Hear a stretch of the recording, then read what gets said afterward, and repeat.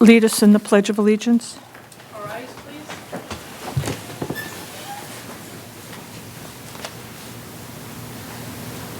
I pledge allegiance to the flag of the United States of America and to the republic for which it stands, one nation, under God, indivisible, with liberty and justice for all.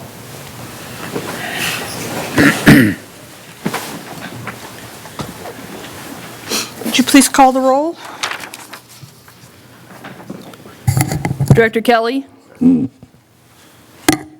Director Malloy. Here. Director Thanks for Mishler. using WebEx. Visit our website at www.webexcom. I'm here. Director Dixon. Here. Chair Magner. Here. I wasn't sure if someone was trying to answer. Okay. Amendments to the agenda. Are there any changes to the agenda? Can I get a motion to accept the agenda? So moved. Second? Karen, please. Director Malloy. Aye. Director Mishler. Aye. Director Dixon. Aye. Chair Magner. Aye. Public comment. In accordance with Government Code Section 54954.3, the board reserves this time to hear from the public. I believe we have one written one, and then if Karen would read it into the file, please. Okay, this is to Pleasant Valley Recreation Park District regarding Las Posas Equestrian Park and Trail System. It is signed Las Posas Trails Committee from Audra Seldine, Nora Ryan, Kristen Loft, Sandy Williamson, Tylia Schoenweld-Long, Janie Kasarjian.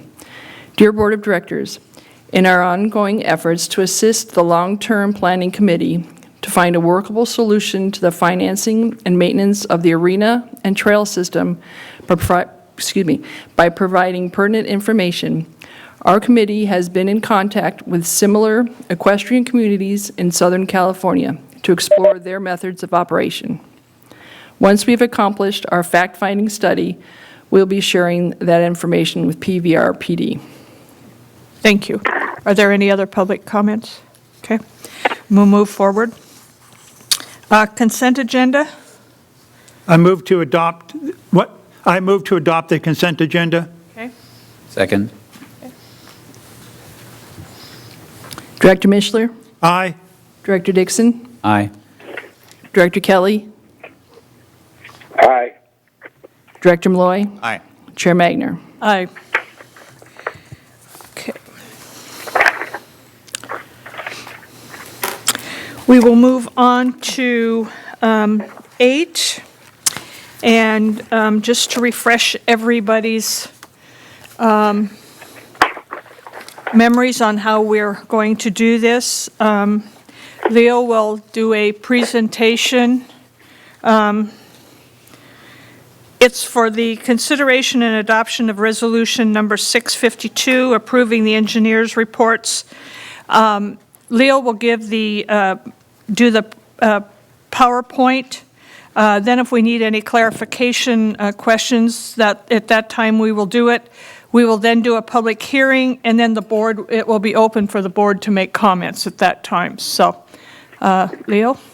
Chairperson Magner, members of the board, tonight I'm going to present to you the levy of the assessment for the upcoming fiscal year. Every year, Jeanette Henson with SCI Consulting Group prepares the engineer's report to establish a budget for the upcoming fiscal year so that the budget can continue the improvements and services to be funded by the assessment. SCI Consulting Group is a public finance consulting firm. They were retained by Pleasant Valley Recreation and Park District to provide assessment, engineering, and levy administrative services. Their general services consist of revenue measures, feasibility analysis, special levy administration services, and planning services. The assessment district was formed in February and March of 2001, and it was created to improve park maintenance, fund future maintenance needs, fund capital improvement projects, and it was passed with a 58.7 weighted support by property owners. This table shows you the assessments levied and collected from 2012 to 2013 to fiscal year 1920. It shows you in the first column the total assessments levied, the county fees that were collected, the delinquent assessments, the total assessments collected, and the delinquency percentage. The annual renew of the assessment will allow the authority to have the Landscape and Lighting District of 1972. It provides for installation, maintenance, and servicing. There is an engineer's report required, which is in your packet this evening, and a notice of public hearing is required, which will take place shortly. The CPI increased by a full 3%. The CPI was 2.96, but the fact that we had some additional percentages in a bucket, we were able to pull from that to get to the full 3%, which included, which was $1.24, which became $42.56 per benefit. The timeline for this assessment was on February 5th. I brought it to the board asking for direction to prepare the engineer's report. May 6th, the board meeting was with the intention to levy the continued assessment. June 3rd, this evening, we're having a public hearing. July 20th, the submission and confirmation of the levies will be submitted to the county auditor so that it appears on the upcoming property tax roll. This is a map of the assessment district with the three zones, being Zone A, B, and C. Those zones were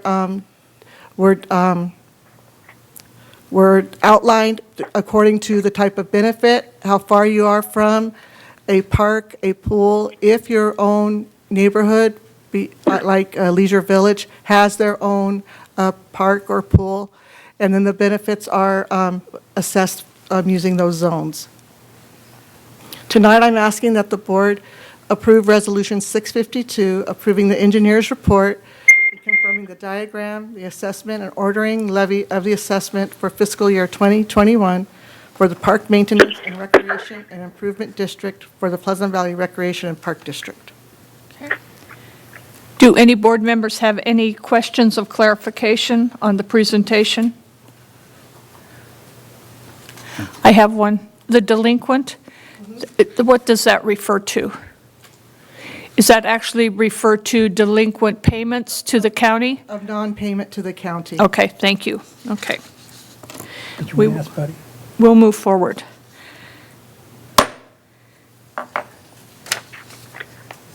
We will now move to the public hearing. I now declare this meeting open for a public hearing to consider the ordering of the improvements and the levy of the proposed assessments. Prior to the conclusion of the hearing, any interested person may file a written protest with the clerk of the board. A written protest shall state all grounds of objection. A protest by a property owner shall contain a description sufficient to identify the property owned by such owner. Are there any members of the public that would like to speak for the ordering of the improvements and the levy of the proposed assessments? You will have 3 minutes to address the board. Not seeing any. Are there any members of the public that would like to speak against the ordering of the improvements and the levy of the proposed assessments? You will have 3 minutes to address the board. Not seeing any, I will move on. I now declare the public hearing closed.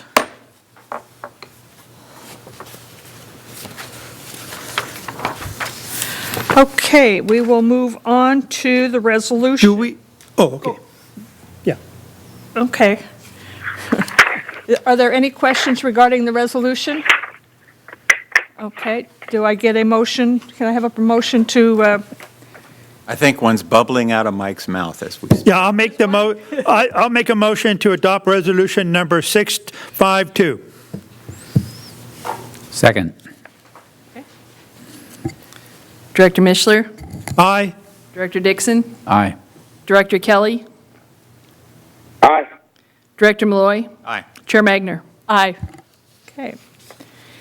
Now we will move to 9 new items. Consideration of proposed finalized design and amenity park plans and revised conditions of approval for Ran and Rancho Associates Track 5671. Who is taking this? Mary? That is me, and we're waiting right now On Dennis? to get Dennis online.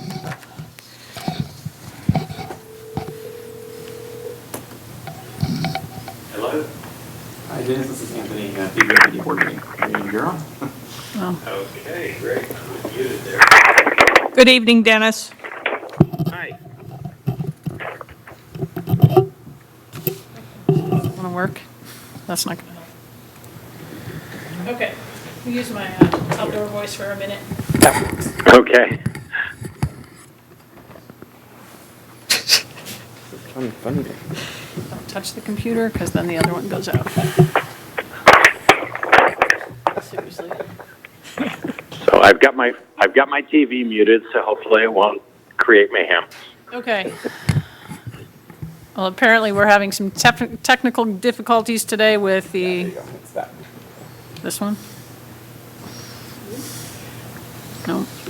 Oh, there we go. Okay. I can't believe that.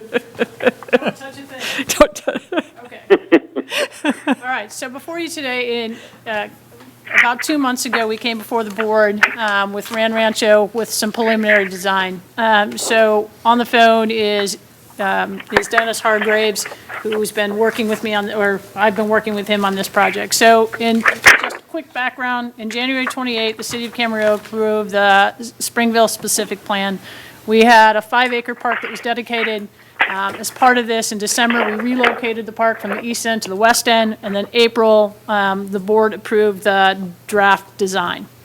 So before the board tonight, we're going to look at the Rancho Spring West final conceptual site to plan. And what that will include is where the houses are in comparison to where the park is at. Finalized park site plan, which you'll see is based on some of the information from the last one, added some various gazebos and such, and then the revised park conditions, which once again was part of the conditions that we had discussed. So the first map that you see right here is you can see where the new Springville West Park design, or where the park will be.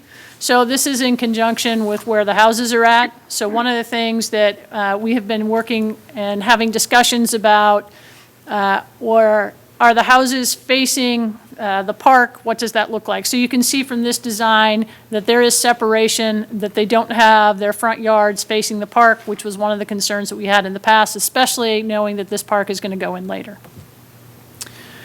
So the second one was just a quick list of the amenities, which we had talked about the last time: playgrounds, pavilions, restroom facilities, basketball courts, pickleball, fitness, dog park.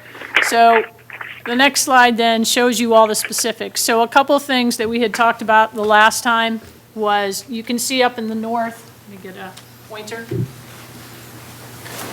So what you see up here you can see where I'm pointing, there's a pavilion / gazebo there, and then one here that was added. Those were two of the requests. The other one for the dog park is down in this area, so you can see where that is at as a request to put that in. And then clarification on the dog park that would be artificial turf. So other than that, the rest of the design, the board had approved. So this, once again, is coming back for final design, just to make sure there was nothing that we left off per this design. Do you want me to ask questions now or later? If you let me get through, and then Okay. we'll circle back. So the next part of that, after that, the Rancho was also seeking approval from the district board on 2 of the conditions. So as you can see, there's a lot of conditions when they go through this. So they're asking for an update, number 182 and number 183. And those conditions, 182 is the developer is obligated to dedicate 5 acres of parkland. So as part of this, one of the conditions they're looking at is making sure that that happens. So by doing that, looking at parkland by lot line adjustment, a subdivision or a legal conveyance. So that means if this never happened, that land would then be conveyed to the district. And I'll get into a little bit more specifics. The other condition, 183, this is the one that we talked about. The park begins construction prior to the 51st residential occupancy of Phase 2 and is completed prior to the final authorization of inspection on the 100th dwelling. So that makes it very specific when they need to build it, when it needs to be completed. And the second item under this was to ensure that the sales office display park site plans in the sales office and conceptual plans. So that way everybody knew when they were buying that there was going to be a park, what the conceptual plan was. So that way we didn't have people thinking, hey, we want this amenity, or we never heard that this particular amenity went in. So this doesn't carry any financial impact. So the recommendation tonight is finalize the map site for the conceptual plan, and then the other ones are to revise to the condition number 182, fulfilled developer's parkland obligation by dedication of 5 acres of parkland by a lot line adjustment, subdivision, or legal conveyance to PVRPD. Revision to condition number 183, park construction, and then the sales office display the park site plan. So with that, if you have specifics on any one of these items, we can go back, and then Dennis is also on the line to answer any questions. Okay, go ahead, Mike. Yeah, and thank you, Dennis, for being here and working with us on this. My question, I guess, is to Mary. As I look at the diagram here, obviously we have a large dog park area and a small dog park area as defined. I don't see any gates. Obviously, this is not meant to be an engineering drawing with specifications of where gates will be, but obviously each one will have their own gate or something. It's not shown on here. I just want to verify this is a concept drawing, I guess, right? Okay. I just want to confirm this is the concept drawing, not a final engineering drawing and where the gates are going to go and stuff. But okay, we'll have separate gates and all that type of stuff later. This is just this map for both us and for them means that if you know, hopefully Dennis doesn't walk away, but if he ever walked away and this, let's say something got put on hold, they'd be able to take this map, because this will be a condition that we will ask to be put on the development, that when they design, when they're ready to design, these are the elements that have to be a part of this park. Okay, well, thank you very much, and I'm happy, excited to move forward. Okay. Mark? Well, I've been part of the committee working with Dennis on this, and as you can, if you flip back to that picture, you can see this park is loaded with stuff to do. It's a really, you know, one of the things that always feels not quite right to me when I look at a lot of our neighborhood parks is they're very empty because there's just grass and a picnic table or two and maybe some gym equipment, but not much else to do. And this park has something for everyone in a relatively small amount of space, and is the kind of thing that today's resident wants, and I think adds to the community and adds to the attractiveness of the neighborhood.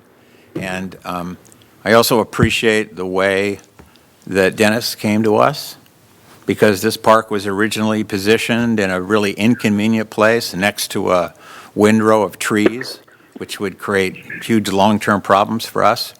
And Dennis looked at that and said, no, it's wrong, it needs to be here. And came up with a plan that really makes a lot of sense and works for the community, and I really appreciate his input. That's all I have. Okay. Director Dixon? Yeah, I'd just say what I said last time. I love the design of this park. It's just a lot, like Director Malloy said, just a lot of things to do for a lot of people, and get people outside and enjoying the outside and exercising and hopefully being healthier. Director Kelly? Yeah, Dennis, I know this isn't particularly on the agenda tonight, but the detention basins, they're like in green, like you're going to plant grass there or something. What are those really going to look like? If Mary goes back to the other slide, that's the overall site plan.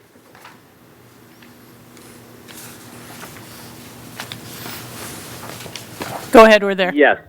Yeah, there's 2 detention basins shown in a little more of an olive green, and probably the best examples I can give you actually do look kind of green. The two new ones that we've done between Earl Joseph Drive and Springville Drive, both on the north side right at Camino Tierra Santa, and on the south side, you look at them, they have grasses in them, and all of the ones in the Springville project have grass bottoms. Some of them are mowable grass, and some of them are wild grass.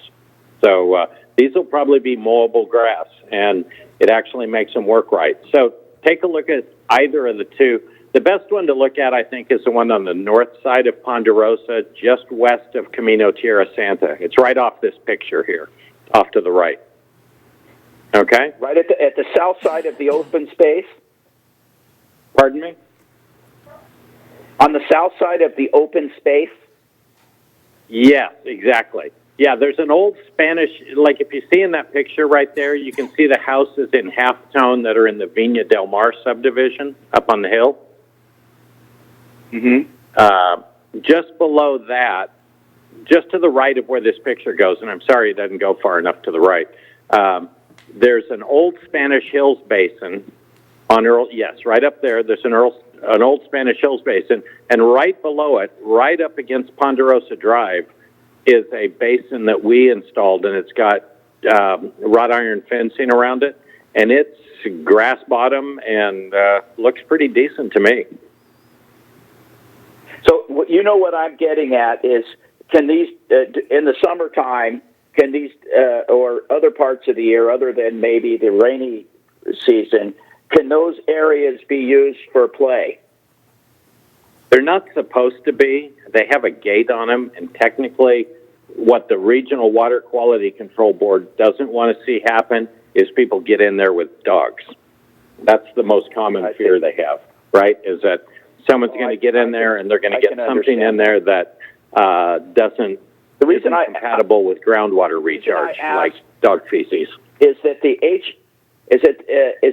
HOA recreational area is that the only one that's shown here by the detention basin? Is that the only one in the park, or are there others that are not? All. Yeah, they have a little small area there that's basically just some turf area and then a pool, and so that's the amenity that's required for a detached project like this. If we were doing apartments, we'd have to do a recreation building and things like that. But detached homes don't require as much. I see. I'm bringing this up because there's a lot of density here, and I got a feeling that our upkeep on the park is going to be fairly significant. But at any rate, that's not on the agenda tonight, right? Really, and so I'm okay with this.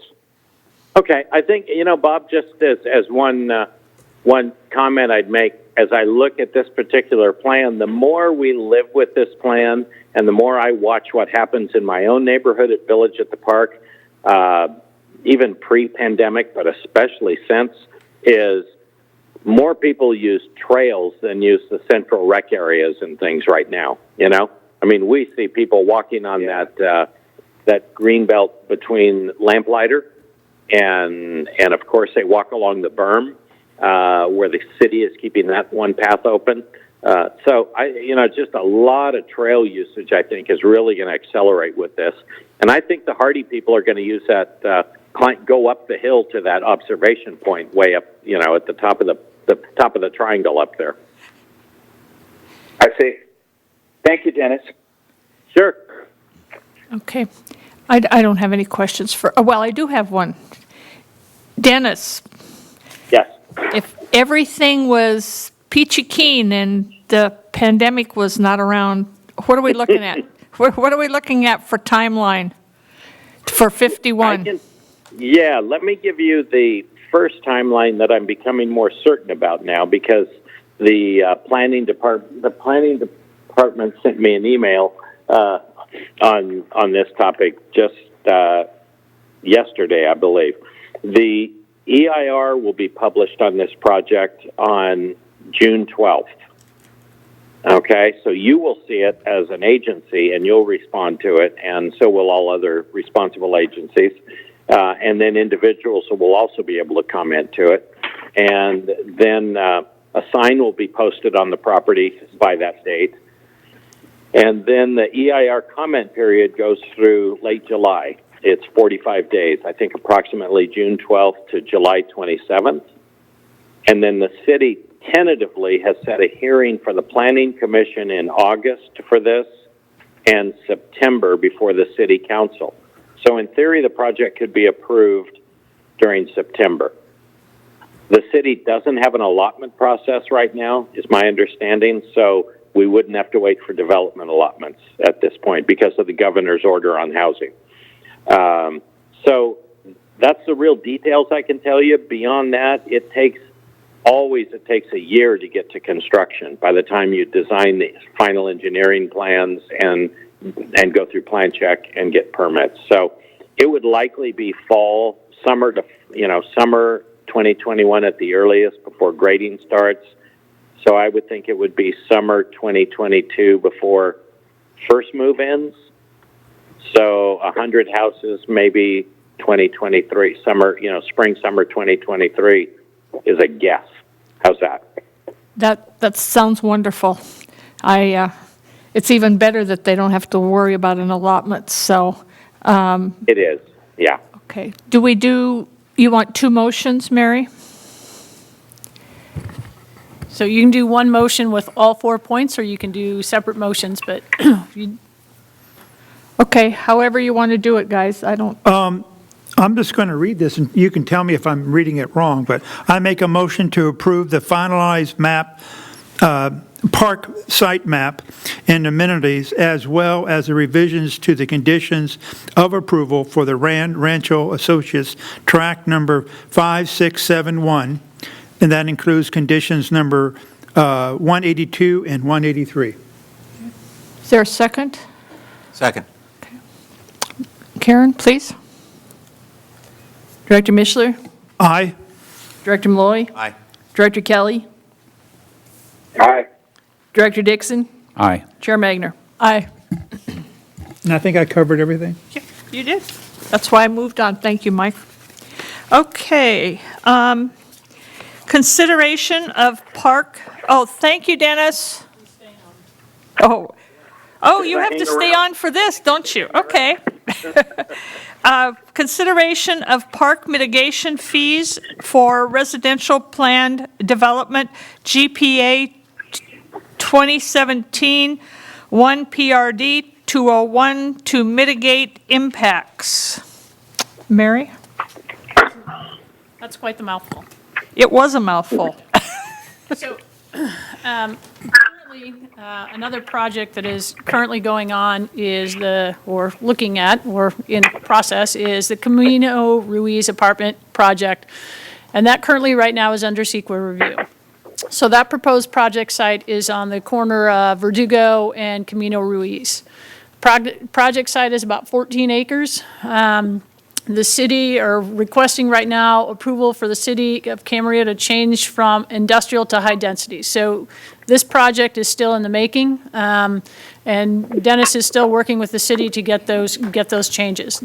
A little bit more about the development. It's 386 apartments in 17 buildings. So the project poses significant effects on the district's current park system. So this is part of the reason that we're sitting before you today. So trying to figure out how to mitigate that. As I'll go through information, it's estimated for every apartment, there's about 2.64 people in that. So if you do the math, it's right around 1,000 people. So a little bit more background. CEQA was enacted in 1970. It's to inform the public and decision makers of potential environmental impacts. So once again, we are a public agency. We review these. So upon review of the documents, what we've seen is there is a potential significant impact. So we submitted a letter to the city and said, hey, look, we have some concerns with this. The concerns are the number of units, and then requested some type of mitigation to be approved. And so talking with both the city as well as Dennis, some potential mitigation opportunities are pay fees to the district, dedicate a park within the development, or dedicate park space nearby. Now, one of the things that's not in this report, but to mention, is that there will be on-site amenities, more of a linear park, which Dennis can go into more detail. That is also, they will also get credit for part of that, and we'll kind of go through that here in a second. So typically, the district receives Quimby fees for residential development, but that only applies when there's a subdivision. So when there's an apartment complex, or there's been other projects, so like when you look in on Ventura Boulevard, when they have the Ventura or mixed use, because they don't subdivide, we are not entitled to Quimby fees. So then the question becomes, what happens and how do you mitigate if we're not entitled to those fees? Because that's what's helped upgrade a lot of the parks in the last few years. So most of those project is a multifamily, and then a lot of them you'll see are residential fill-in projects. So as part of the city's Camarillo's general plan, what we do, and part of this is going back and forth and looking at that, is looking at how and what their general plan and how we fit into that. So part of the way that we fit into that is that it is recommended for each 1,000 persons, a total of 2.5 acres of neighborhood park and 2.5 acres of community park is required for a total of 5 acres per 1,000. So once again, on the last project that we were just speaking about, we got a park on that one. There's not park space on this one. What that means is the district we operate 256 acres of parkland, approximately 70,000, between 70 and 70, well, it says 70,000 constituents because that's within the city of Camarillo, not necessarily outside of the city of Camarillo, because when Camarillo looks at their Quimby fees, it only relates to within their boundaries, okay? So district should have about 349 acres of parkland, and obviously you can see that there's a deficit. So to address the impacts for the project, the agreement to a park fee is based on the premises right now that we adopt fees, which would be similar in structure and methodology to the Quimby ordinance. So one of the things that's going to come before you in about 2 more presentations is Anthony's going to talk to you about a nexus study. So a nexus study would be for all infill projects that necessarily you don't get Quimby. So we are kind of for this particular project, we are actually having conversations, obviously with the developer and the city, to put mitigation fees in there. So 30% credit for qualifying private recreational space. So when they put the linear park in and their acreage, they can get out of all of that, they get 30% of the land, or 30% credit. So our fee, or the fee that they will be based off, is on 3.57 acres, and then there's an additional 20% additional fee to construct the public improvements. Now realize, of course, the last couple of years, we've been working with the city. At one point there was 50% credit and there was 10%, so we've actually got them to restate that in their ordinance, so it actually is to our benefit and to the community's benefit.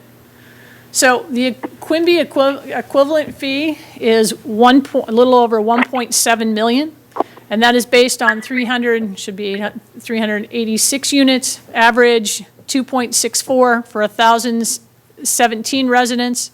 1,017 residents, this is the city's formula, each need 2.178 square feet of park space. So if you look at that, you can see it's a little over 220 square feet. The projected, then you take that project to be provided 141 recreational space, but they only get 30% credit, which means now that you have 66,000 square feet, so you take the 155, you times that by the 9.52 per square feet. So where that comes is what the land value was.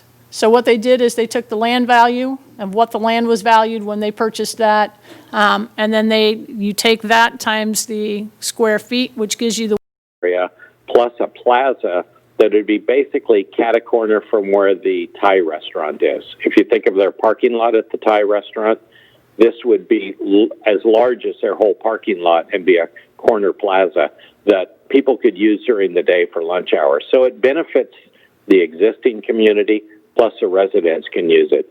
I'd like to say it's an original idea, but we've seen it done in Marina del Playa Vista, and it's really an effective tool near Loyola Marymount, and it's something that energizes a park space so people can use it during the day. And there are no amenities in that industrial park right now. There's a couple of tables out behind buildings maybe for people to eat at. So we feel like this is a great add to the neighborhood. But beyond that, then, they also have rec areas, green belts, and active recreation areas that would qualify for the credits as well. So the site has over 3.2 acres itself of private amenity open space, which exceeds any of the other prior apartment projects in town. So kind of a creative site. We like it. We think it's a good walkable alternative for people who not have to get on the freeway and be able to rent an apartment. And with all the offices now in that Mission Oaks Industrial Park, county schools, county fire, so many other organizations, mental health, and other people. So that's the concept that we're working with here. I like being ahead of the curve and having a client who was willing to say, sure, go ahead and let's negotiate a park fee that's beneficial to the community as well. So that's kind of a pitch. I take advantage of that chance to pitch that to you even over the phone. But I just think it's a great opportunity to mitigate as opposed to what in the past you haven't been able to get fees from apartment projects. That's all I have. Mike, go ahead. Yeah, hi, Dennis. Mike Mishler here. I want to say thank you again for working with us. I've said this many times, I've always enjoyed working with you on various projects over the time. The only question I have is, and I'm assuming you have it in there somewhere. We don't have a site map, of course, planned, but yeah. I'm assuming you are going to have a little dog park thingy concept area there within the complex for people with dogs. Yeah. Yes, this one will have a small dog complex. It will have, similar to what you see at those new Springville apartments, there'll be a 2-story rec center. That's our proposal. That's far more common now. You get a gym on one floor, and then upstairs you wind up with internet rooms and community rooms and gathering places that people can use in these rec centers, plus the pool, plus the spa, plus a tot lot. Okay, yeah, thank you. I mean, with everybody having dogs these days, our dog parks are often crunched with a lot of people. I just want to make sure. Yeah, okay, thank you very much. Sure. I just wanted to, I was just thinking about my experience at noon today dealing with the developer with a completely, let's just say a completely different approach towards community relations. And, here's Dennis is just, taking them on himself to take it to, to get us the money that we need to serve the people that are going to move into his place. And it's fresh in my mind how appreciated we should be for working with guys like you, Dennis. I don't have any questions. Director Kelly. Yeah, I have a couple of questions. So it's estimated that this particular project is going to produce 1,000 new people.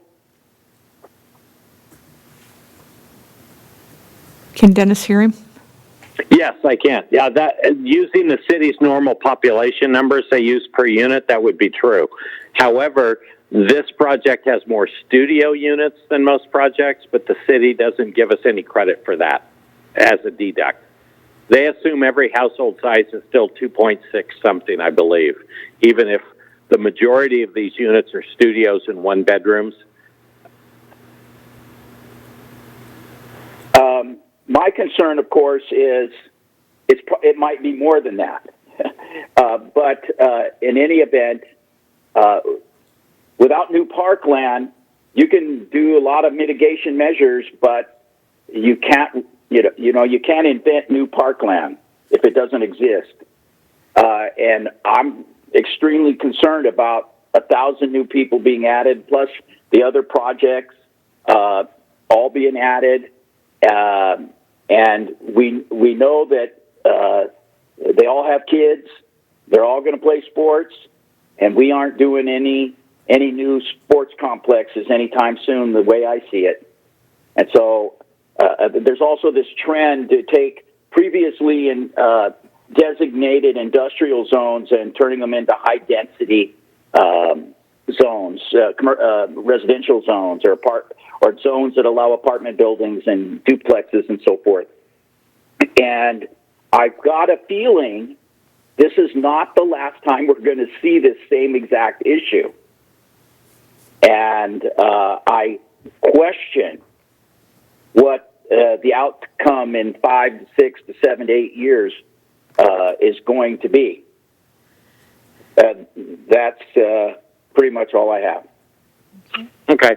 If Chairperson, do you mind if I comment? Go right ahead, Dennis. Thank you. Let me give you a breakdown of what the unit mix is in front of the city right now. 49 studio units, 203 one-bedroom units, which probably better not generate more than 2 people per unit, I'm hoping. And then 133 two-bedroom units. So in effect, there's 252 of the 385. We have 385. That's why the city used that number. 386 is an earlier description that the city gave to your general manager, but 385 is what the calculation is because that's the current site plan. But what I'm saying is there's only 133 two-bedroom units. So in terms of Commissioner Kelly's concern about overpopulation of units, only 133 of them will possibly be two-bedroom units. So that would limit this population density here. I do understand the concern of not having mitigation. You need to consider the fact that Camarillo has an extraordinary open space requirement that they're enforcing now on private development. As opposed to what you would have seen 10 to 20 years ago in apartment projects in Camarillo, we now have to meet a very high hurdle of open space so that the usable open space in this project is more than 3.2 acres. So if we were allowed 100% credit for our Quimby fees, we actually meet it between the linear park, which is almost a half mile long and 50 to 60 feet wide, plus all the interior open space in the project. So this will feel pretty loose compared to most projects. It won't feel as tight as either the one that was done over off Lewis Road or the one that was at Springville, actually, even. It'll be roomier than that, plus all the usable edge open space. So I can't disagree philosophically that there may be an issue in the later with industrial conversions and creating parkland, but in terms of this space meeting objective needs for residents to be able to get out and use parkland, I think it meets it. And I think beyond that, the city of Camarillo only has to plan for about 1,300 units, I believe, over the next 8 years, according to the state. So this would be about a quarter of their total need. So it may not be a rampant change to industrial over the next decade, is my thought. Thank you. Director Dennis, you should have been a lawyer.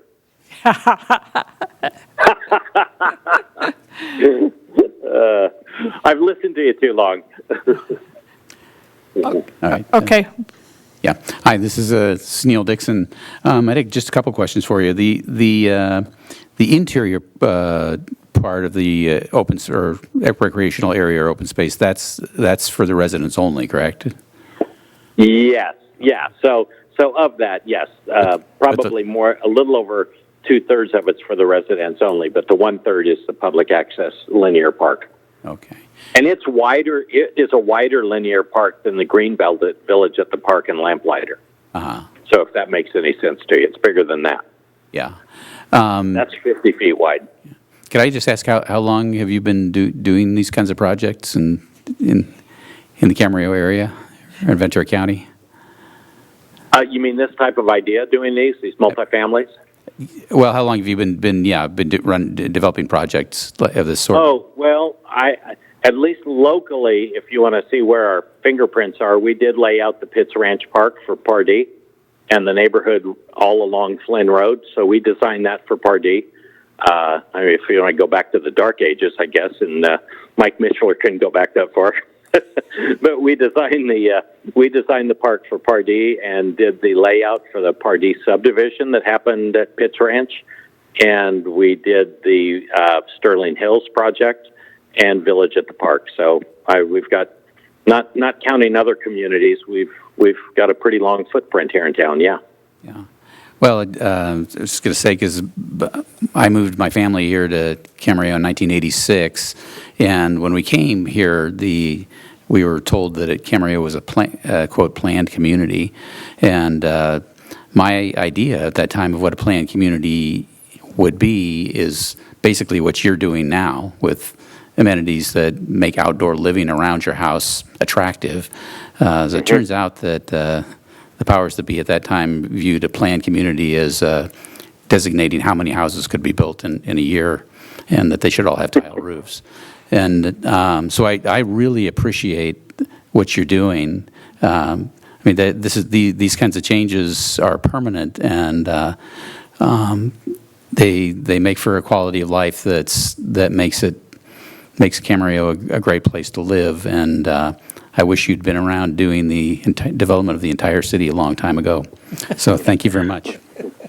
Oh, thank you. I appreciate that. And actually, we have the advantage of living in our lab at Village at the Park and having an office there and seeing what works and doesn't work. Mm-hmm. So, hopefully we get better over time as we keep doing things. But, neighborhood pocket parks that are owned by HOAs are a really great amenity, and they seem to work. One of the saddest things about the lockdown right now in terms of COVID is I miss when I'm coming home from my office seeing 10 to 20 kids in the tot lot playing at the Central Rec at Village. That's like a standing afternoon date, it seems like, for kids. So it's kind of a fun thing to see. Hopefully that comes back soon. Well, I'm going to further Director Dixon's comment. I just hope you are training someone for future that has the perspective and things that you have had with us for these many years. So we do appreciate that, especially with this, since this is a kind of a new area that we've not ventured into. So we thank Mary and you for working together to make this happen. So can I get a motion to? I can make a motion that we, we accept that the mitigation fees for residential plan development, GPA 2017 1/RPD-201 to mitigate impacts in the amount of $1,771,314. Second. All right. Karen, please. Director Dixon? Aye. Director Malloy? Aye. Director Kelly? Aye. Director Mishler? Aye. Chair Magner? Aye. Are you staying for our budget, Dennis? No, I think I'm going to go have dinner now. Thank you. Well, thank you for joining us tonight. We appreciate it. You're welcome. Thanks so much. It is a pleasure to work with Mary and your team. They do a great job. Okay. Thank you.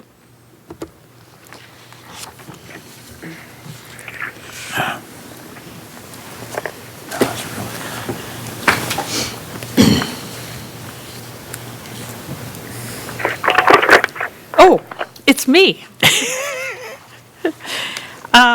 Consideration and approval of preliminary fiscal year 2020-2021 budgets for the general fund, the assessment district, and the Quimby expenses. Leo, please. Chairperson Magner, members of the board, tonight I'm going to present to you the budget for fiscal year 2020-20-21. This budget consists of the general fund, the assessment district fund, and the Quimby funds, also known as park and lieu fees. We had two budget workshops. One occurred on May 9th, where we introduced all of our budgets for all three funds, being general, assessment, and the Quimby. Then we did a wrap-up on May 14th. The fund's primary sources of resources for the common use is for Fund 10, the general fund, it's property tax, program fees and rentals, grants. For our assessment district, which is known as Fund 20, it's the assessment tax.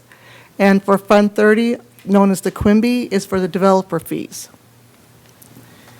A little bit of background about the district. The administration department consists of finance, customer service, grants management, foundation, human resources, and information technology. The recreation is aquatics, sports, camps and classes, senior services, special events, and marketing. And our parks is parks rangers, facility maintenance and operations, capital improvement programs, and program support. I'm happy to say that we have a balanced budget for fiscal year 20-21 in all three of our budgets. Our capital improvements at the time of our workshops was at $97,500. At the time of our workshops, we were still talking up to a vendor regarding IT services and equipment, our switches and servers, which was a capital project in the budget of $24,000. That recently got wrapped up, and we were going to have to increase that budget by $6,700 to a total of $30,772. You will see that change in the July presentation. We also have the Quimby projects, which equated to $1 million. The district continues to focus on enhancing our investments in community facilities and recreation programs. We continue to sustain progress toward fiscal accountability, and we are also serving over 77,000 constituents. Some of the accomplishments for the district was we received a $210,000 Habitat Conservation Fund grant. We redesigned and redeveloped the district website. We completed over $522,000 in capital projects, and we completed the repair of the trail system at Cam Grove Park that was damaged during the Hill Fire. Some of the challenges that the district is facing this upcoming fiscal year is COVID-19. The protocol for social distancing affects our programming, our facilities, and our rentals. Also, the sanitation and a cleaning plan we have to implement. Some of the other challenges we have are the CalPERS, which is the unfunded liability, our healthcare premiums, the minimum wage increase, utilities, and then this year is an election year. Again, some of the challenges we had due to COVID-19, we projected our property tax as a flat, meaning we used what we used in fiscal year 1920. We then took the supplemental taxes, we analyzed those over the last 5 years. We took the lowest 5 year and reduced that by 10%. Because this budget is going to be an ever-moving document, we're going to have quarterly budget reviews. We're going to be able to estimate the assumptions at a point in time, review the actual expenditures within a 90-day period instead of every 6 months, examine the revenues and any trends or updates that we're seeing as this pandemic continues, identify areas of financial issues or concerns, assess the strategies that might work best for the district, and again, this budget is fluid. It's constantly moving. It's a living document as far as for 2021. The preliminary budget for the general fund, we have 7.5 in revenue and 7.5 in expenses, with revenue over expenses by a little over $2,400. Our capital and Quimby fee projects equated to $97,500, but keep in mind I'll be adding $6,700 to that figure in the next presentation in July. Here is a chart that you saw during the workshops that showed our tax apportionment, our revenue, personnel, services and supplies, and our capital versus the current year that we're in right now versus next year of 2021. Our full-time and part-time year-round staffing for fiscal year 2021, we have 41 employees. We're going to have 4 vacant positions. We're freezing 2 of those positions. We are backfilling 2 part-time positions, and we're eliminating 1 position. So our total funded positions for the fiscal year of 2021 would be 38. Overall reductions from fiscal year 1920 to 2021 was over $657,000. The items on here just mentioned just a few of the top ones. That was our property tax supplemental, which I had said we reduced that by 10% when we looked at it over 5 years. $80,000. Our contract classes, $87,000. Public fees, $154,000. Rentals, $149,000. Our donations, $36,000, and our ROP, $75,000. Keep in mind, those items are not equating to $657,000. This is just the top few. Pretty much if everything had a reduction in it, but I wanted to just bring out the top ones. Our overall reductions in personnel, again from 1920 to 2021, was $307,000. Our major reductions were in full-time salaries of $292,000, part-time of $35,000, retirement $32,000, employee insurance $10,000, and workers' comp $25,000. The reason retirement, employee insurance, and workers' comp decrease is because those are tied to the wages of full-time and part-time employees. The personnel changes that we had for Fund 10 is we will have a decrease of a recreation supervisor position, and then we're underfilling 2 positions, a lead park ranger and a mechanic. The 4 positions that we're freezing this upcoming fiscal year is the development analyst, the grounds facilities 2, the lead park ranger, the mechanic, and then we have a deduction in our part-time hours. Some of the challenges we have in our services and supplies, and again, we reduced our services and supplies from this current fiscal year to next fiscal year of $293,000, is we decreased our legal services $10,000, our instructor services $40,000, rents and leases $13,000, our electric $20,000, and we were unable to fill any of our reserve buckets that we had been able to do over the course of the last few years. And we did increase our water by $40,000. Moving on to capital projects. If you see 17-18 versus 2021, our capital projects have decreased drastically. Again, you will see that figure for 2021 to be $104,272 in the July presentation. The projects that we are going to be working on this upcoming fiscal year is the Pitts Ranch Park basketball court resurfacing, the Pleasant Valley Fields painting of Phase 3, getting a new vehicle for the Parks Department, turf grinder for the Parks Department, server and switches, which instead of $24,000, that figure will be $30,772, and an inflatable system, equating to $104,272. Here's a few pictures of the projects that we're going to be working on this upcoming fiscal year. Here's the Pitts Ranch basketball court, the fields, the Pleasant Valley Fields for the repainting, the turf grinder, the new vehicle for the Parks Department, and the server and switches for our IT system. Now we have the Quimby Fund projects. We're going to be doing 2 projects in this upcoming fiscal year. We're going to be looking at the remodeling the community center kitchen for $250,000 and the R. Neal Ranch Park design for $750,000, equating $1 million in projects out of the Quimby funding. Here's the current pictures of the community center. And here's an idea of what the R. Neal Ranch Park for that project. Now moving on to the assessment district. Again, the assessment district was formed in 2001. It was created to improve park maintenance, provide future funding for maintenance needs, as well as capital improvement projects. It was the Fund 20 for the assessment district was formed in fiscal year 15-16, and that was so that we could keep the funds separate for accountability purposes. Again, as I stated earlier this evening, we were able to raise the assessment district tax by $1.24, which equated to 3%.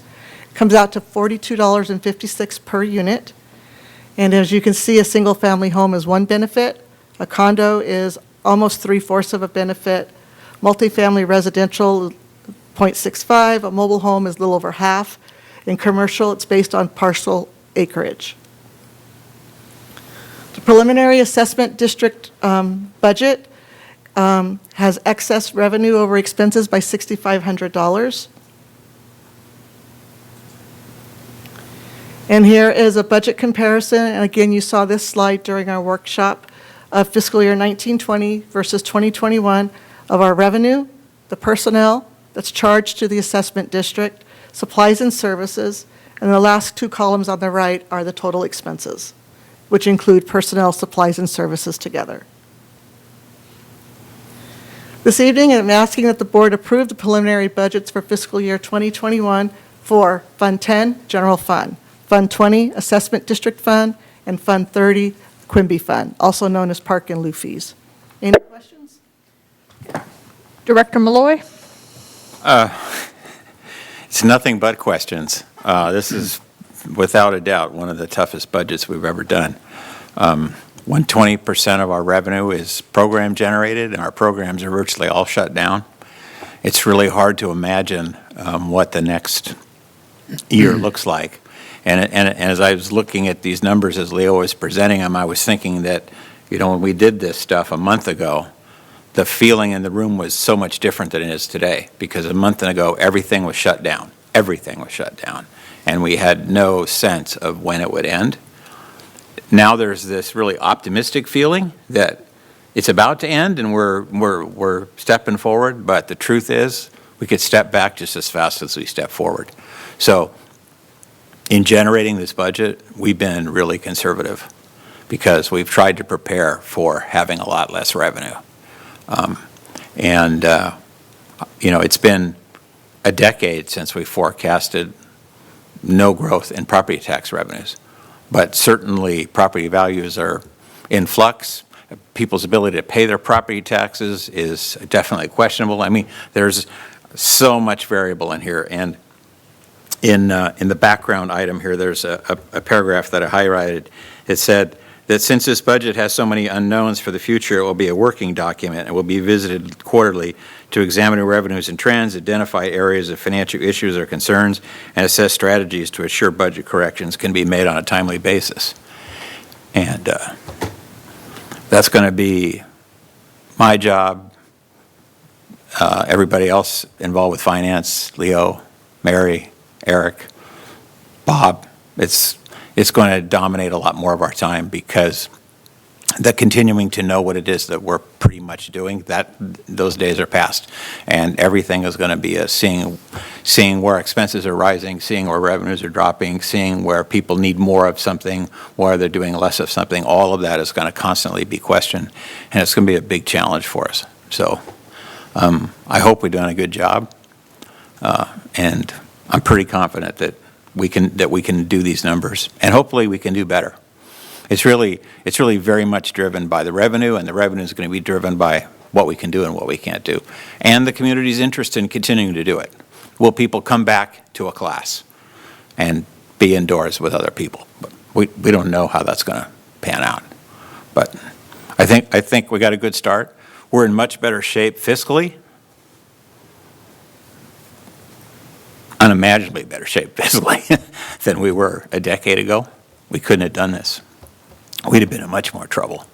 So I'm pretty confident it's going to work out okay, and I appreciate what you've done to pull all this together. That's all I got. Okay. Director Kelly? I agree with Director Malloy. I've been on the board now for 14 years, and I've never seen a budget like this with these types of numbers. And I just hope that, I watched the business channels this morning, and they are really kind of hyped up, and they're kind of thinking that business is going to get rolling again. And I just hope that that's true, because that's kind of what we need in order to get us out of this spot. That's all I have. Okay. Director Mishler? Yeah, it's like everybody else was saying, I want to thank the staff and everybody for working on this, and for the public to understand that we're going into a crunch time. We're trying to keep as much open and move forward as best we can. But we can't go negative on our budget, kind of thing. So we're trying to do the best we can. And this will provide some background for the public. Basically, the assumption going into this was that all these additional classes and outdoor pavilion rentals and income type of stuff is basically close to zero until the end of the year. So for the first 6 months of this proposed budget, we're essentially having no income coming in. And so if the vaccine comes out in January and we can get back up to normal operations, but if it doesn't, we're still going to even have more problems down the road. But thank you for everybody working on this. Yeah. Yeah. Now, I sound repetitive, but I agree. Everybody did a really good job of preparing for the worst, and we'll just hope for the best here. That maybe this budget is much more restrictive than it needs to be, but we're better off in that position than the reverse. I just have one question, and I know you told us in the budget meetings what this was, but under the capital projects, you had inflatable, and I've forgotten what an inflatable is. I got it. So a lot of times when we do when we do camps, hopefully we'll do camps, when we do special events, so the inflatables that you see, like bounce houses and those things, so Okay. typically we rent those. So the idea would be is we'd be able to purchase some of those instead of rent them, and what would happen is we'd end up saving money over the long run. Okay, I recall that now. Thank you. I'm glad you asked that question. I'm like the other four of you. I think, Mark, you're the right person to have on the finance committee to work with Mary and Leo. If we need to make a change in July or August, why then we need to do that. But I think we'll be watching it close enough that we won't probably have to do that. But we can. I'm like Mike. I'm looking for that vaccine, and I'm just praying that the FDA moves forward like they've never done before. So, and thanks to the staff. I know Eric and Bob and Leo. Just you really crunched the numbers, and we really appreciate everything that you guys do. So, and your subordinate staff. So, do I have a motion to approve the preliminary fiscal year 2020-2021 budget? So moved. Second. Karen, please. Director Malloy, Aye. Director Mishler, Aye. Director Kelly, Aye. Director Dixon, Aye. Chair Magner. Aye. Okay, we'll move to D, selection of firm to perform a nexus study for developer impact fees and budget adjustment for corresponding costs. Anthony, are you or Mary? I'll wait to see if we have any questions. Wait to see if we have any questions.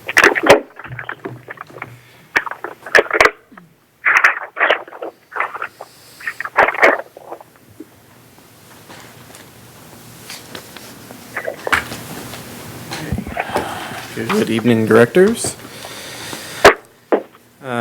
Tonight, as we've already discussed this quite a bit tonight, it feels like, we'll be bringing forward an item to fund a nexus study that will avail the district, hopefully, if the city council and county board of supervisors approve, to fees that revolve around non-subdivided properties. So, a little summary on this. In the city of Camarillo, it has trended that infill developments will be how the city will be meeting much of its housing need. Those infill developments threaten the district's current level of service because most of the time they don't include a substantial amount of park space. That is, of course, unless Mr. Hargrave is helping design them, it seems. And currently there is no existing mechanism for the city to levy fees on infill developments unless the developer agrees to it, like we saw in this case. The city can put it in the conditions, however, the developer can just as easily argue it out. California Government Code Section 66000 authorizes impact fees as long as there is a clear nexus provided, meaning there's a connection between the fee and the potential development. So the board authorized in January of this year a RFP, and that returned proposals ranging in costs from $27,840 to $36,690 to prepare a nexus study in relation to development impact fees. So a little bit of timeline here. In June of 2019, the city and PVRPD staff started discussing development impact fees as a potential item for the city to consider. In October, the City Council was briefed on the topic by community development staff, and they requested or required the district essentially to provide a study before implementing any kind of fee so that it may be justified. So in January of 2020, the board acted to issue the RFP, and tonight we are addressing our received proposals. So here are the four proposed, four firms that proposed performing the nexus study for the district. On the left-hand side, you'll see the proposer name and details about the proposal itself, and the last column is cost. Now, SEI Consulting is a firm that we have vast experience with, and as you see, they come in at the lowest bid amount here, even after incidentals, which they estimate to be about $2,500. The Wildan proposal did also estimate some incidentals, however, they didn't put a number on it, so more than likely, SEI actually is the lowest cost proposal, even after incidentals. Each of these proposals met the RFP guidelines. They were, for all intents and purposes, almost identical. And the ad hoc committee that was formed to discuss these proposals met only once and discussed them rather quickly, and forwarded the SCI Consulting firm proposal on for approval to the full board here, as they were selected based on their merit of their proposal and their cost estimate. So the fiscal impact of this study could be a little bit complex as we are nearing the end of fiscal year 1920. We'd like to be able to bill most of this project to fiscal year 1920, as hopefully it'll be approved tonight. However, most of the work will take place in fiscal year 2021. This would completely exhaust the fiscal year 1920 business services budget, and in order to make up the difference or the delta in cost, the $22,340 remaining would be transferred to business services, or 7180, from part-time salaries, 6110, and 6130 employee insurance. So 7,500 from part-time salaries and 14,840 from employee insurance. That all added together would cover the cost of just, I believe, just over $30,000 to include incidental costs, which I believe puts us at $31,340, if I'm doing the math correctly there, if we do $2,500 on top of that.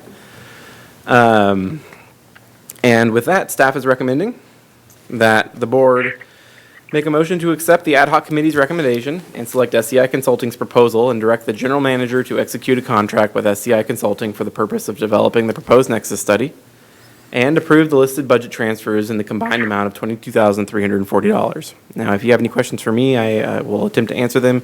I can also get Blair on the phone from SCI Consulting to answer some more specific questions about the nexus study process that I can't answer, and if you have any questions for the budget process, I can attempt, or there's also, Leo is still in the gallery here, so feel free.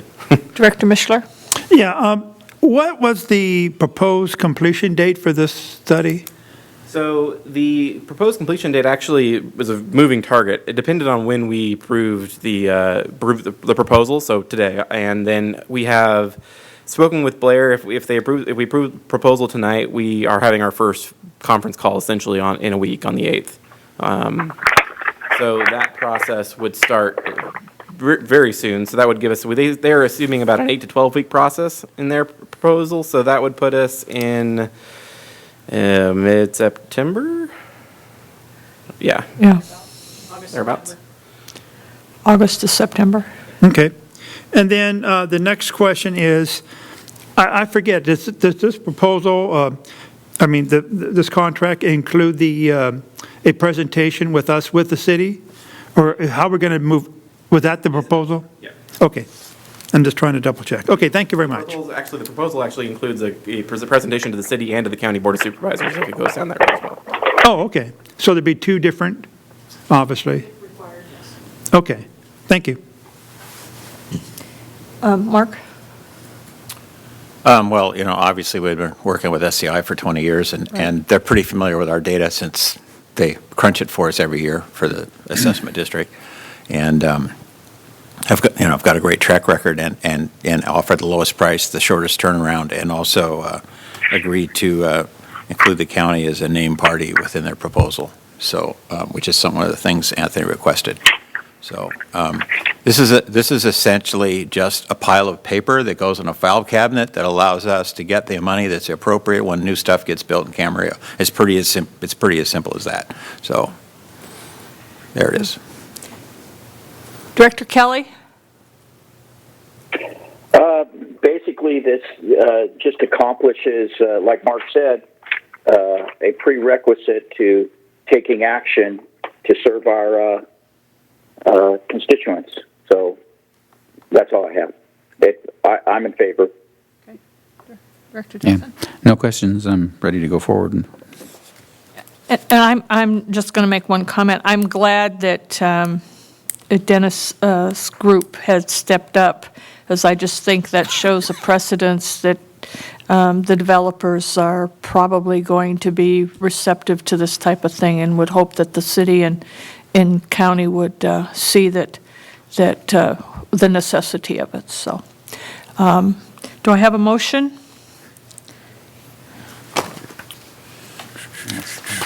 I'll make a motion to, make sure I get this right, approve the selection of SCI Consulting's proposal and direct the general manager to execute a contract with SCI Consulting for the purpose of developing the proposed Nexus study, and approve the listed budget transfers in the combined amount of $22,340. Did I miss anything on that? Nope, you got Okay, it all. thank you. I'll second. Karen, please. Director Mishler? Aye. Director Dixon? Aye. Director Kelly? Aye. Director Malloy? Aye. Chair Magner? Aye. Okay. We're moving on to 10. This has really messed me up tonight. I'm usually going on to 9, and now I'm on to 10, so. We will move on to the informal items. I'm going to run my chair's report with the California Special Districts Association report and the Ventura County report. So I think we've found that with the pandemic, COVID-19 results and things, that it's just impacted everything. And as we saw last night, we met with the Ventura County Special Districts, and I've been meeting almost on a weekly basis with Special Districts of California to keep up to date on what's going on. And I know that our general manager has been on the phone constantly with people to get updated, to see what the next order's going to be, and she and I are sitting waiting for it to pop up or to whatever, and she's been so lucky to be on the receiving end of some of the emails and things. So to be truthful with you, I don't even know where to start, but what I'll do is, we met last night with Ventura County Special Districts via Zoom, which worked out really well. I was very pleased with that. We had the guest speaker was James Fryhoff, who is the chief of police from Thousand Oaks PD. And the poor man had had a bicycle crash on Saturday and broke his clavicles, so we're there watching him in his harness. So, but he was very, very nice to come and speak to us and spoke to us not just from Ventura County, from Thousand Oaks, but from Ventura County. The emergency systems and things, and I think that was really enlightening. I really appreciated what he had to tell us. So we also met our new field director, or field coordinator, Charlotte Hollifield. She is works for CSDA, and she used to work for Camarillo Water District, and she's very anxious to come to one of our board meetings, which I hope she'll be able to do that soon. Mary and I attended virtually the 2020 legislative days. We heard from Alex Padilla, the Secretary of State, and Wade Crowfoot, who is the Secretary of Natural Resources, as they were the keynote speakers. Also, there was some excellent breakout sessions. I think Mary attended the one on CalPERS and the one on the California voters law. I did that one and another one. So, sorry to say that the 2020 CSDA Annual Conference and Exhibitors Showcase scheduled for August has been canceled. So we won't be going to Palm Desert in August, which I'm not shedding any tears over, so we'll be missing that, though. One thing I'd like to bring up to the board, and I don't know if all of you have seen it, but and I'm going to let Mary go a little bit farther with what the impact of this could be, but we have had several, I think there are 15 or 16 congressional leaders who have co-sponsored a bill that will be, it's H.R. 7073, Special Districts Provide Essential Services Act, and it has to do with the COVID-19 reimbursements and relief money. And Mary, if you'll tell us a little bit more about that, I would appreciate it. Maybe. We'll see which one wants to work today.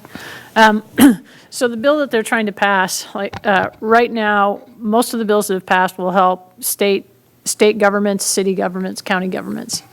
The one that they're trying to pass now is to put in there for special districts, which could potentially help us with some of the relief for whether it be fees or lost revenues. So there's a big push from a lot of districts across the country to be able to get this through. So that may at least give us a piece of it.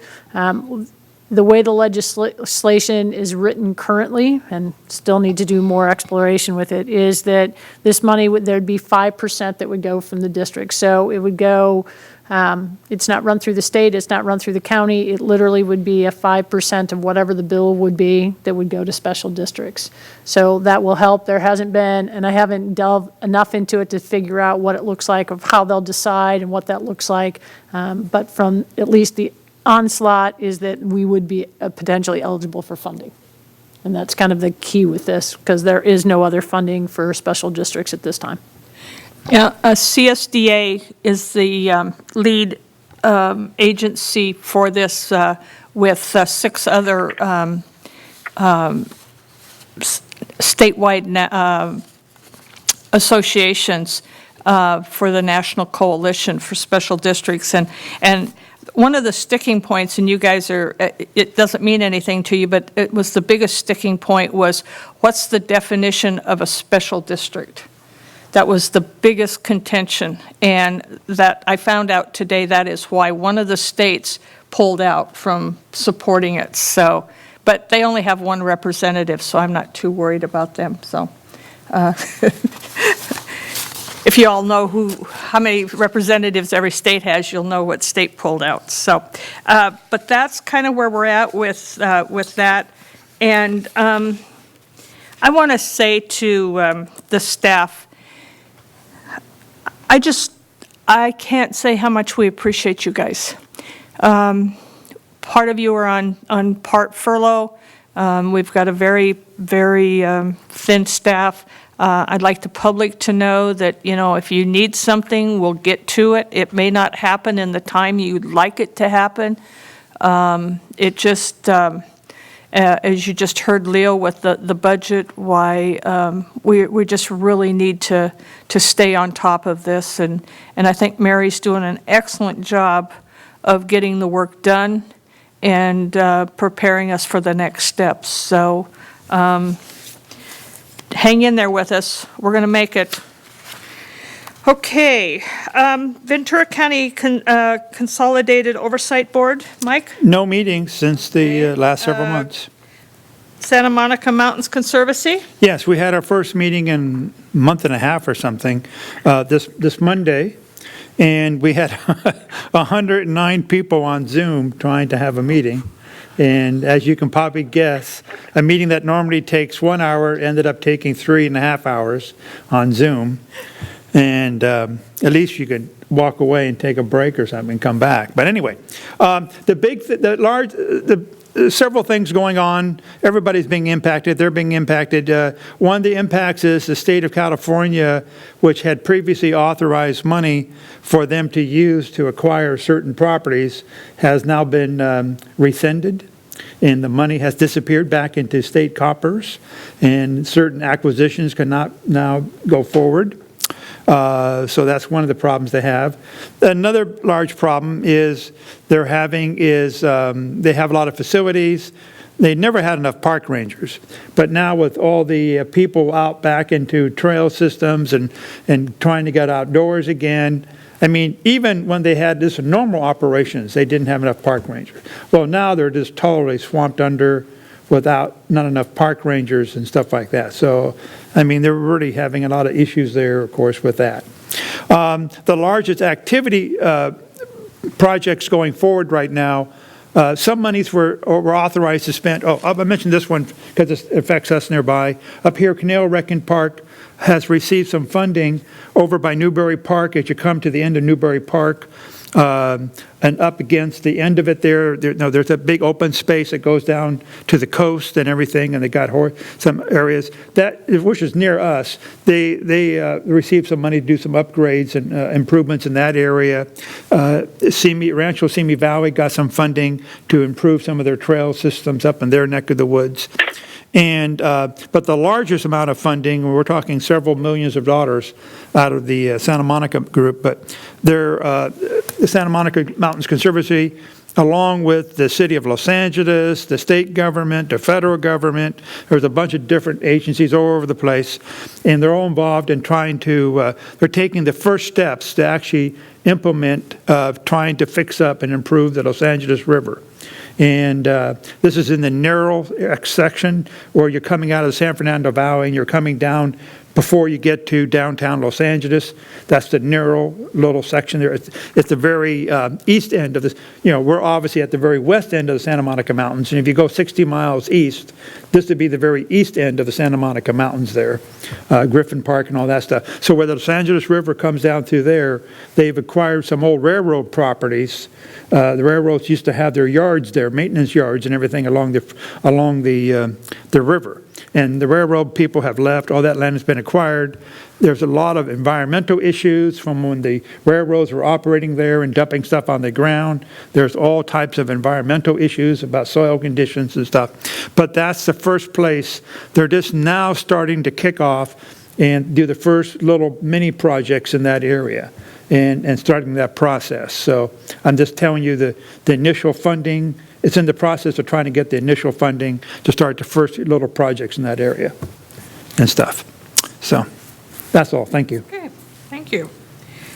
Standing committees, finance, I think we battled this. You better tell us how we're ending up the year. Well, we're we had 2 months left, so we're at 84%. I'm looking for Leo to make sure that I haven't made a mistake. And we're actually doing pretty good. We were really worried about what our property tax check would look like that we got for when property taxes are due on April 5th. And we're very worried that a lot of people wouldn't pay their property taxes and we would suddenly get a big drop in income. And in fact, the property tax check was bigger this year than last year. So a huge percentage of people paid their taxes on time, which is a big deal to us because that's 80% of our revenue comes on roughly April 20th and roughly December 20th. So that was a really big one. We've also brought in $15,000 in tax support in revenue for the general fund. I've highlighted the part that I needed to highlight more. In April, the district brought in $15,928, including tax apportionment in revenue. This was due to COVID-19. I mean, we spend roughly $900,000 a month, and to have only $15,000 come in, that's a tough one. But overall, we're doing really good.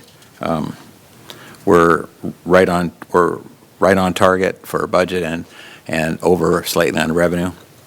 So we can just gasp to the finish line here the next 60 days. We're looking pretty good. We're under the approved budget for Fund 10, which is our main fund, by almost 6%. So we're in pretty solid shape. And if things do get better and we do open up and they stay up, then I think we're going to come through this better than we thought. But so far we're doing okay. Okay. All right. Liaison committee. How about are you on both? I'm a liaison. No, you. Yeah. Yeah. Go ahead. Oh, the liaison did not meet. They didn't meet? No. None of them met? No. Okay, all right. Long-range planning? Nope. Personnel met, and we tabled what we were discussing, right, Director Kelly? Oh, did we look at a position description? Not really, huh? Yes. Yeah. What we talked about was the salary schedule with the impact of the minimum wage and what effect that was going to have on wages throughout the spectrum, so to speak. Right. And basically, that's what we taled about. Okay, all right. Looks like it's going to cost us about extra $41,000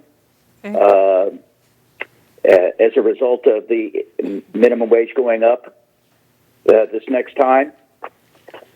And we also talked about the part-time salary, how that was going to also be affected.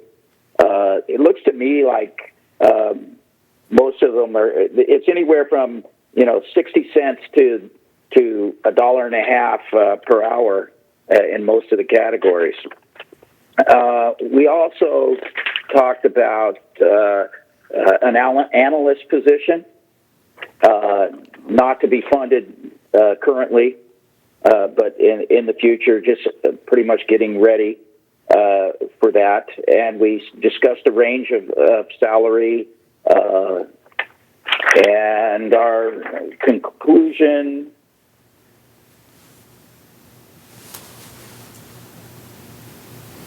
basically, we just reviewed the documents that we received from staff and looked at and analyzed the numbers. And I don't have written down that we came to any conclusion, so I'll go ahead and defer to Elaine. Yeah, we tabled pretty much everything. We didn't move on anything, did we, Mary? I don't remember moving on. We'll have one that'll come before the board in July. That's right. Okay. The one position that will come, just the salary range. Otherwise, Okay. the minimum wage will wait until October to see if there's a stay Right. from the governor. Right. Well, that's why I didn't have anything written down, I guess. Right. Okay, policy, Neil? Policy, we met, and we are still continuing to work on the tournament scheduling policy and making a lot of progress on that. hopefully have that done by fall. Okay, all right. Ad hoc, Miracle League? I'll take Miracle League, you take Nexus? That sounds good to me. Okay. We met with Rick Pena and to talk about, the things going on out of Freedom. We got the site selected. But, we have some parking issues that we need to address, need to look and see what the best solution for that is. We've hired Jay Bain, who's done, the irrigation designs for us on our parks to look at the irrigation and the drainage issues because of the nature of that land. And in that particular place, we're not just engineering the Miracle League field, we're planning for another pony baseball field sort of facing it. So everything we do, we have to make sure that we make it work in terms of both those fields. So even though they're just building theirs, we need to make sure everything works on the other side as well as the parking. So we're just talking about some of the issues and how to handle it. And I think we're making good progress. And unfortunately, there's so much approval and so much stuff that has to do with, it's going to take some time. But they're really excited that they've been given a home and that we're going to be moving forward. And they're really anxious to get going. So. And I'm excited that they got a hold of Jay Baines, that they're actually moving on their end. So that's a good thing. So. Question, okay. You may have just answered that, but you say you hired Jay Baines. Was that the Miracle League that hired them, or? Yes. Yeah, okay. Yes. All right.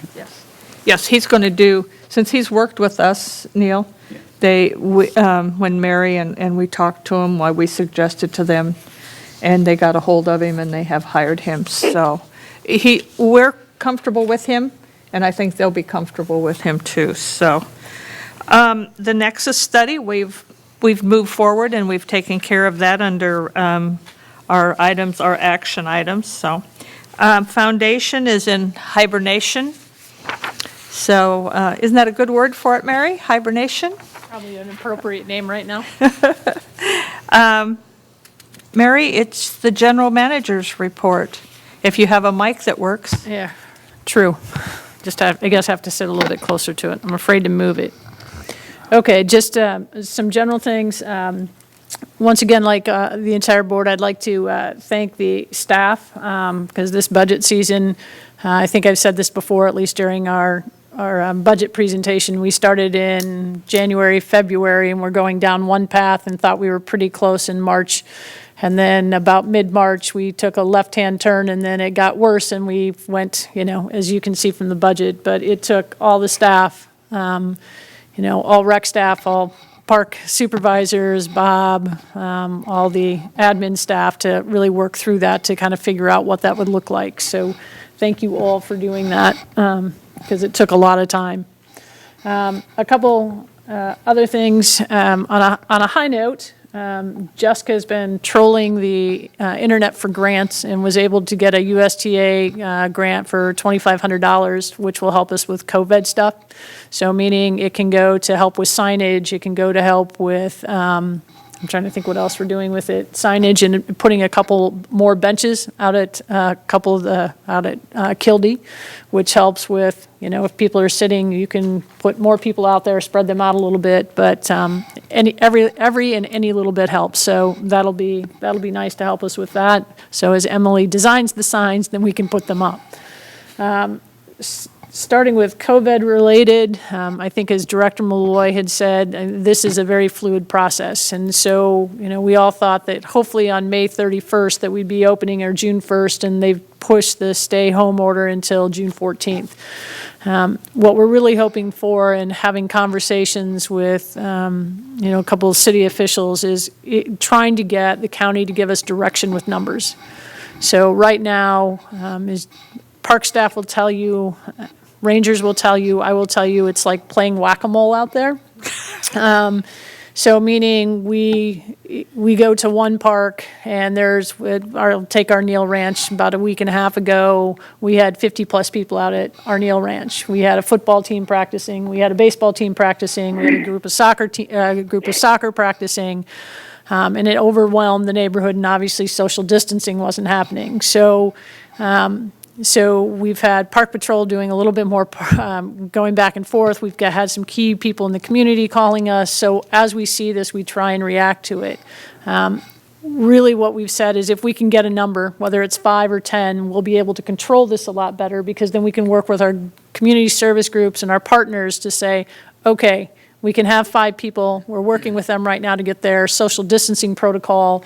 So when that happens, we'll be able to give people the green light. So that is one thing that we're hoping in this next section that they will do. If you've been listening to the County Board of Supervisors, the 2 things that they've moved forward with at least a little bit is pools, but only pools in HOAs. So we're hoping that that will happen with us. I can tell you it will take us probably, and we'll start putting messaging out. So from the time that they tell us that we have the pool or that is solidified, it's going to take us about 2 weeks to open. And the reason for that will be is because Red Cross, right, we have to get kids certified. And right now, Red Cross is not running any certifications because of social distancing. So one of the things that we're going to ask the community for is a little bit of patience as we can get this open. And I know we have staff on the background trying to work as quickly as possible to get stuff. So everything we can do to make sure on our part it's open, but there are going to be some challenges as we do that. Same thing with getting instructors back. I mean, so we are working with, we're trying to do as much as we can on the back end, but there will take some time to be able to get some of this stuff up. Other things right now, the pool, on a side note, is almost ready to go, other than some blue tape that Bob, every time he goes over there, I think there was a cracked tile and some other stuff. So it is looking really nice. It's actually updated. So it's looking really pretty. The pool water is nice and blue and just waiting for people to actually get in it. So as Director and Chair Magner had mentioned, the last 2 weeks between CSDA and sitting on ledge days and listening to webinars regarding Prop 218, CVRA, which is the California Voters' Right, CalPERS, and Director Malloy, you'd be happy to know for the first time they actually said that this is only going to get worse. I know, I almost had to tape it. They said it out loud, huh? They said it out loud, and they also said that it'll be 2 years before this year when that happens. I was like, yes, it will be. So also on a webinar with over 150 people with CRAPD, they did a virtual. So it was really good to be a part of that with other park directors and general managers, just everybody trying to kind of figure out how this is rolling out, what may be some best practices. So everybody's kind of working through some of those things right now. So very helpful on that, but I think I've said this before, I will not be sad when Zoom goes away. And with that, I think that's all I have for tonight.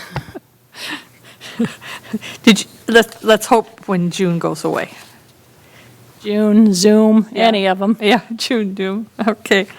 All right.